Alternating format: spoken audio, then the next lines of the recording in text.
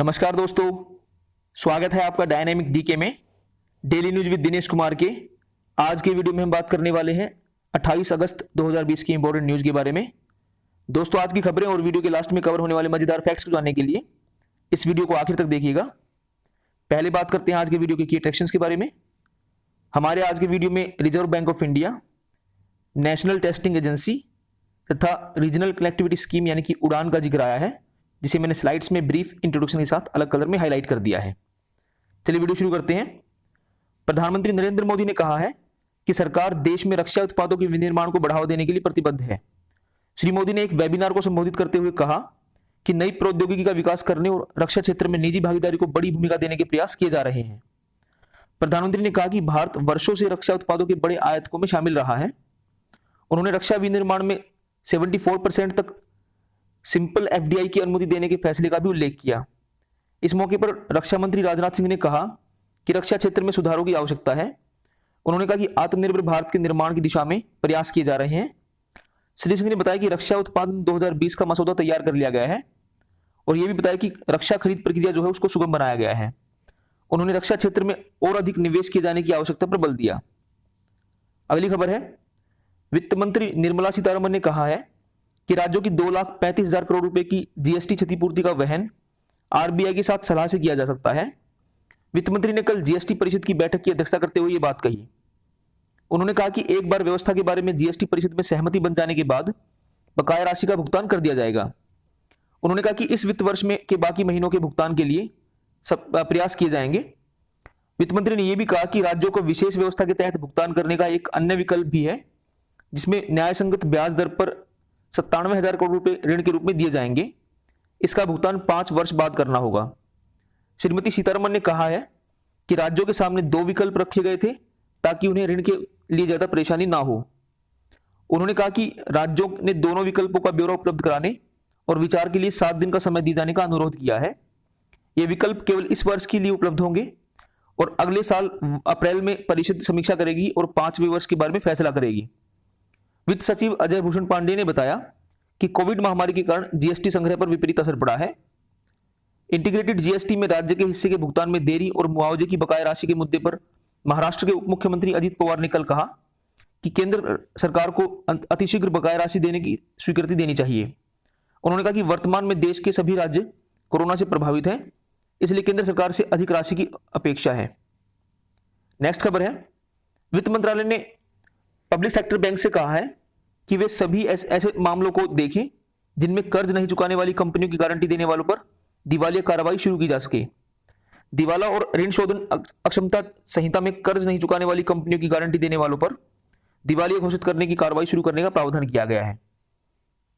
बात करते हैं कोविड-19 पर अपडेट की। देश में कोविड से स्वस्थ होने वालों की जो दर है वो 76.24% हो गई है। कोविड के मरीजों की तुलना में इस समय देश में लगभग 3.5 गुना इन्फेक्टेड लोग ठीक हो चुके हैं और पिछले 24 घंटों में 56,000 से अधिक मरीज स्वस्थ हुए। तमिलनाडु, बिहार, हरियाणा और गुजरात में ठीक होने वाली जो रेट है वो 80% से अधिक है। कुल इन्फेक्टेड लोगों में से केवल 0.29% मरीज वेंटिलेटर पर हैं और मात्र 2% लोग आईसीयू में हैं। डेथ रेट भी तेजी से घटकर 1.83% पर आ गई है। असम, केरल, बिहार, ओडिशा, तेलंगाना, त्रिपुरा, आंध्र प्रदेश और चंडीगढ़ में डेथ रेट 1% से भी कम है। पिछले 24 घंटों में 75,000 से अधिक नए रोगी सामने आए हैं और देश में कुल इन्फेक्टेड लोगों की संख्या 33 लाख से अधिक हो गई है। इस समय 7,25,000 कोविड रोगी देश में मौजूद हैं। कल 1,023 लोगों की डेथ होने के बाद कोविड से मरने वालों की संख्या 60,472 हो गई है। भारत में कोविड जांच लगातार बढ़ रही है और पिछले 24 घंटों के दौरान लगभग 9,25,000 सैंपल की टेस्टिंग की गई। कुल मिलाकर 3,85,76,000 से ज्यादा सैंपल की टेस्टिंग हो चुकी है। केंद्र सरकार ने राज्यों और केंद्र शासित प्रदेशों को सलाह दी है कि वे कोविड डेथ रेट 1% से कम करने के उपाय करें। कैबिनेट सेक्रेटरी ने कल उन 9 राज्यों और केंद्र शासित प्रदेश जम्मू कश्मीर में कोविड की स्थिति की समीक्षा की जहां इससे मरने वालों की संख्या बहुत ज्यादा है। ये राज्य हैं महाराष्ट्र, तमिलनाडु, कर्नाटक, तेलंगाना, गुजरात, पश्चिम बंगाल, उत्तर प्रदेश, पंजाब तथा आंध्र प्रदेश। देश में पिछले 2 सप्ताह में कोरोना संक्रमण से मरने वालों में 89% रोगी इन्हीं प्रदेशों के हैं। बैठक के दौरान इन प्रदेशों से नियंत्रण क्षेत्र बनाने, संक्रमित लोगों के संपर्क का पता लगाने और उनकी निगरानी की प्रभावी व्यवस्था करने को कहा गया है। उन्हें यह सुनिश्चित करने का सुझाव दिया गया है कि कम से कम पॉजिटिव मामलों के संपर्क में आने वालों का 72 घंटे के भीतर पता लगाकर उनकी जांच की जाए। नेक्स्ट खबर है, मेडिकल स्नातक प्रवेश परीक्षा नीट के लिए अब तक 9,94,000 उम्मीदवार अपना प्रवेश पत्र डाउनलोड कर चुके हैं। इंजीनियरिंग स्नातक प्रवेश परीक्षा जेईई मेन जो है उसके लिए करीब 7.5 परीक्षार्थियों ने अपने एडमिट कार्ड डाउनलोड किए हैं। करीब 8,50,000 उम्मीदवारों ने जेईई मेन के लिए रजिस्ट्रेशन कराया है, जबकि 15 लाख उम्मीदवारों ने नीट के लिए रजिस्ट्रेशन कराया है। नीट की परीक्षा 13 सितंबर को होगी और इंजीनियरिंग जो प्रवेश परीक्षा है वो 1 से 6 सितंबर तक होगी। नेशनल टेस्टिंग एजेंसी ने कहा है कि कोविड-19 महामारी के मद्देनजर परीक्षाओं की आयोजित करने के दौरान हर तरह की सावधानी बरती जाएगी। नेक्स्ट खबर है, नेशनल टेस्टिंग एजेंसी शनिवार को national council for hotel management joint entrance test जो है उसका आयोजन करेगी। यह परीक्षा कंप्यूटर आधारित टेस्ट के जरिए कराई जाएगी। नेशनल टेस्टिंग एजेंसी अपने गठन के बाद देश में पहली बार परीक्षा आयोजित कर रही है। अगली खबर है, कपड़ा मंत्री स्मृति ईरानी ने कहा है कि पर्यावरण के अनुकूल और कम लागत के विकल्प विकसित करने के लिए भारत की नवाचार भावना को संस्थागत रूप देने की आवश्यकता है। उन्होंने टेक्सटाइल ग्रेड चैलेंज 2019 के विजेताओं को पुरस्कार प्रदान करते हुए ये बात कही। श्रीमती ईरानी ने विशेषकर जूट क्षेत्र में प्रौद्योगिकी के उन्नयन पर बल दिया। उन्होंने कपड़ा क्षेत्र के लिए ग्रैंड मशीनरी चैलेंज के आयोजन का भी प्रस्ताव किया। अगली खबर है, सरकार ने रीजनल कनेक्टिविटी स्कीम जिसका नाम उड़ान है उसके अंतर्गत 78 नए मार्गों को मंजूरी दे दी है। नागरिक विमानन मंत्रालय ने कहा है कि इन नए रूट्स में पूर्वोत्तर के पर्वतीय क्षेत्रों, पहाड़ी राज्यों और द्वीपों को प्राथमिकता दी गई है। मंत्रालय ने कहा कि इन मार्गों के लिए 29 चालू और 8 बंद पड़े तथा 2 बहुत कम इस्तेमाल किए जाने वाले हवाई अड्डों का उपयोग किया जाएगा। मंत्रालय ने कहा कि उड़े देश का आम नागरिक यानी कि उड़ान योजना के तहत अब तक कुल 766 मार्गों को मंजूरी दे दी गई है। मंत्रालय के अनुसार अब तक उसने 274 उड़ान मार्गों को चालू किया है, जिसमें 45 हवाई अड्डे और 3 हेलीपोर्ट जुड़े हैं। वंदे भारत मिशन की बात करते हैं। वंदे भारत मिशन का 6th जो फेज होगा वो 1 सितंबर से शुरू होगा। इसका जो 5वां फेज था वो 31 अगस्त तक को समाप्त हो रहा है। विदेश मंत्रालय के प्रवक्ता अनुराग श्रीवास्तव ने कहा है कि विदेशों में भारतीय दूतावासों की मांग पर एयर इंडिया और प्राइवेट विमान सेवा की उड़ानों के कार्यक्रम को नए सिरे से निर्धारित किया जा रहा है। उन्होंने बताया कि अगले चरण में विभिन्न देशों के साथ एयर बबल व्यवस्था, जिसको एयर बबल अरेंजमेंट कहते हैं, वो जारी रहेगी। प्रवक्ता ने कहा कि परसों तक मिशन के अंतर्गत विदेशों में फंसे 12 लाख भारतीयों को स्वदेश लाया गया है। इस चरण के दौरान लगभग 900 अंतर्राष्ट्रीय उड़ानों का संचालन हुआ, जिसके द्वारा 22 विभिन्न देशों से भारत के 23 हवाई अड्डों पर विमान उतरे। अगली खबर है, वाणिज्य और उद्योग मंत्री पीयूष गोयल ने कल राज्यों के उद्योग मंत्रियों, केंद्र शासित प्रदेश के प्रशासकों और केंद्र तथा राज्य सरकारों के वरिष्ठ अधिकारियों के साथ वर्चुअल बैठक की। इसमें देश में औद्योगिक विनिर्माण, निवेश, एक जिला एक उत्पाद और आत्मनिर्भर भारत अभियान को बढ़ावा देने पर भी चर्चा की गई। श्री गोयल ने नेशनल जीआईएस से संबंधित संचालित लैंड बैंक सिस्टम यानी कि national GIS enabled land bank system की शुरुआत की। ये जो सिस्टम होगा ये इंडस्ट्रियल इंफॉर्मेशन सिस्टम को राज्य जीआईएस के साथ एकीकृत कर विकसित की जा रही है। शुरू में ये परियोजना 6 राज्यों के लिए होगी। श्री गोयल ने विश्वास व्यक्त किया कि अन्य राज्यों और केंद्र शासित प्रदेशों को यह सुविधा दिसंबर तक उपलब्ध करा दी जाएगी। नेक्स्ट खबर है, भारतीय रेल 2030 तक अपनी 33 अरब यूनिट से अधिक की ऊर्जा आवश्यकताओं को पूरा करने के लिए तैयार है। रेलवे की अभी वार्षिक आवश्यकता लगभग 21 अरब यूनिट है। रेल मंत्री पीयूष गोयल ने कहा है कि रेलवे ने 2030 तक उसकी खाली पड़ी भूमि का उपयोग करके 20 गीगावाट क्षमता के सौर संयंत्र स्थापित करने की एक बड़ी योजना बनाई है। उन्होंने कहा कि सौर ऊर्जा के उपयोग से भारतीय रेल कार्बन उत्सर्जन में कमी लाने के मिशन में तेजी लाएगी। रेल मंत्री ने कहा कि रेलवे अपनी आवश्यकताओं को पूरा करने के लिए सौर ऊर्जा का उपयोग करने और परिवहन का एक पूर्ण ग्रीन मोड बनाने के लिए प्रतिबद्ध है। अगली खबर है, सूचना और प्रसारण मंत्री प्रकाश जावड़ेकर ने कहा है कि फर्जी खबरें पेड न्यूज से भी अधिक खतरनाक हैं। एक वर्चुअल सम्मेलन में उन्होंने कहा कि फेक न्यूज से शांति भंग होने की बहुत अधिक संभावना होती है। उन्होंने कहा कि सरकार ने फेक न्यूज पर अंकुश लगाने के लिए एक फैक्ट चेक टीम गठित की है जो डिजिटल माध्यम पर पेश की गई सूचनाओं की जांच पड़ताल करेगा।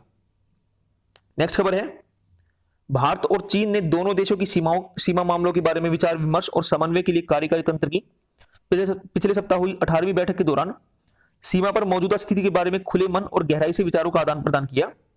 विदेश मंत्रालय के प्रवक्ता अनुराग श्रीवास्तव ने बताया कि दोनों पक्षों ने वास्तविक नियंत्रण रेखा के पास पूरी तरह अपने सैनिकों को पीछे हटाने के लिए ईमानदारी से काम करते रहने की प्रतिबद्धता दोहराई।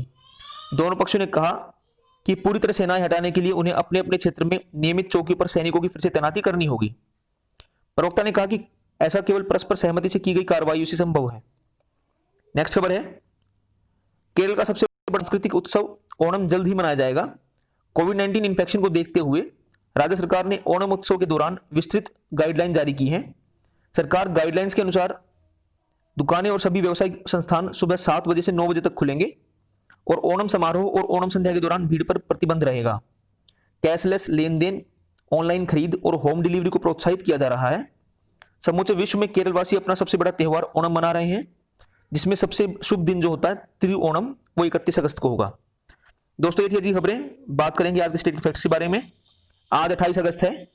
28 अगस्त सन 1609 को ब्रिटिश यात्री हेनरी हडसन ने यूनाइटेड स्टेट्स ऑफ अमेरिका के पूर्वी तट पर डेलावेयर बे की खोज की। 28 अगस्त 1709 को मिडिंगु पेमहिबा जो हैं वे मणिपुर के राजा बने।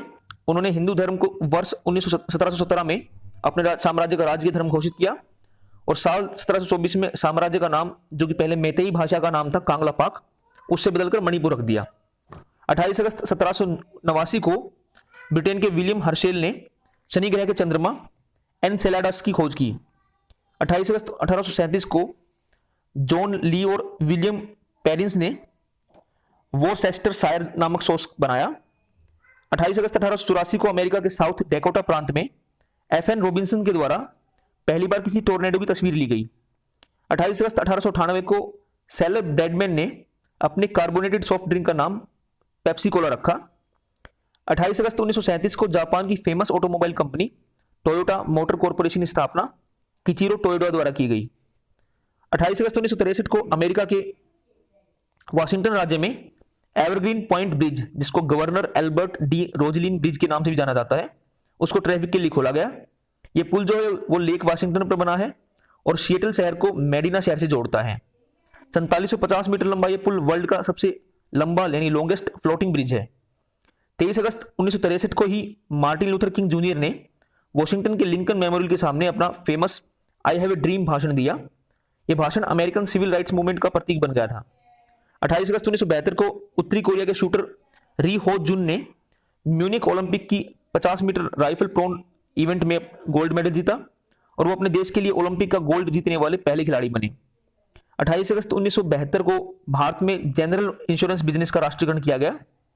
28 अगस्त 1973 को भारत और पाकिस्तान ने POW अकॉर्ड पर हस्ताक्षर किए, जिससे 90,000 पाकिस्तानी सैनिकों की रिहाई का रास्ता साफ हुआ।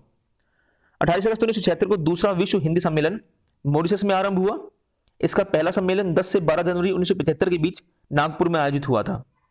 28 अगस्त 2017 को केन्या ने प्लास्टिक पर दुनिया का सबसे स्ट्रिक्ट बैन लगाया। इसके तहत प्लास्टिक यूज पर 38,000 अमेरिकी डॉलर का जुर्माना और 4 साल तक की जेल का प्रावधान था। 28 अगस्त 2019 को इथियोपिया के मिराडोरा में यूनाहेस हैले सेलासी द्वारा खोजी गई प्राचीन मानव की 3.8 मिलियन वर्ष पुरानी जो स्कल यानी खोपड़ी जो होती है, उसने इससे पहले का जो मानव विकास का सिद्धांत था, इवोल्यूशनरी थ्योरी थी, उसको बदल दिया। 28 अगस्त 1896 को प्रसिद्ध उर्दू कवि और ज्ञानपीठ पुरस्कार विजेता रघुपति साहेब, जिन्हें हम प्रसिद्ध फिराक गोरखपुर के नाम से जानते हैं, उनका जन्म हुआ। 28 अगस्त 1667 को मुगल सेना के वरिष्ठ सेनानायक और आमेर के राजा मिर्जा जयसिंह, जिनको हम जयसिंह फर्स्ट के नाम से भी जानते हैं, उनकी डेथ हुई। दोस्तों ये थी आज की खबरें और स्टैटिक फैक्ट्स। मुझे उम्मीद है कि आपको वीडियो पसंद आया होगा। प्लीज लाइक द वीडियो के बारे में कोई सवाल हो तो आप उसको कमेंट करके पूछ सकते हैं। Subscribe to my channel, share this video with all your friends and don't forget to press the bell icon. Thank you दोस्तों, बाय।